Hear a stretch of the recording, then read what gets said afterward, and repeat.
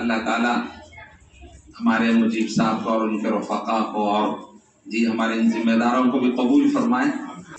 جیسے بارش پڑنے سے پہلے بجلیاں کڑکتی ہیں اور چمکتی ہیں اور آوازیں گڑگڑاتی ہیں، تو ہاں، لیکن ہونے والا کیا ہے؟ رحمتیں برسنے والی۔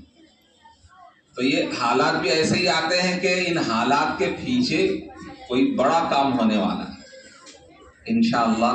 اور ہمارے اب تو ماشاءاللہ سامنے ہی آ گیا کام، ان کی وہ قربانیوں کا دور انشاءاللہ اب تو ختم ہو گیا، اب انشاءاللہ انعامات کا دور شروع ہوگا اور اللہ کی رحمتیں و مددیں انشاءاللہ شروع ہوں گی۔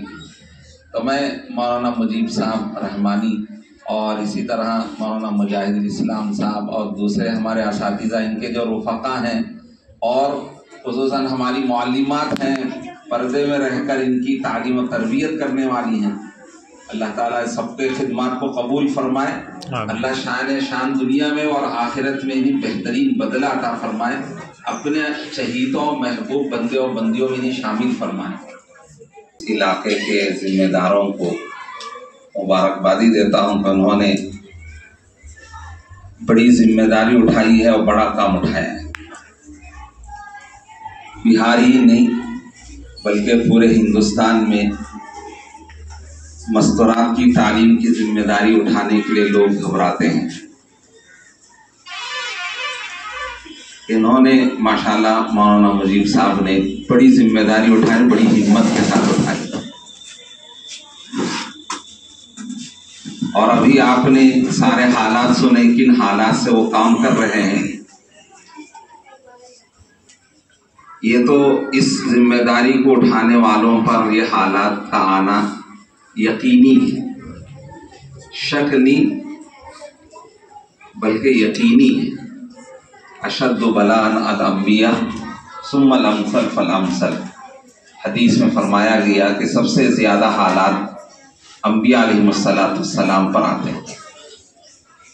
انبیاء علیہ السلام کی سیرت اور تاریخ ہمارے سامنے ہے۔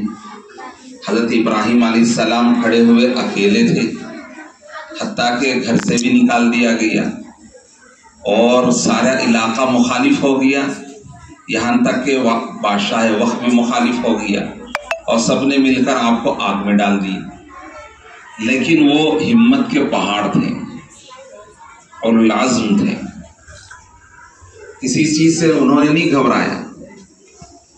تو اس کا انعام کیا ملا؟ اللہ نے ان سے اور ان کے خاندان سے دنیا میں بڑا کام لیا۔ ان کے بعد تقریباً جتنے انبیاء علیہ السلام دنیا میں تشریف لائے وہ سب انہی کی نسل میں ہوئے۔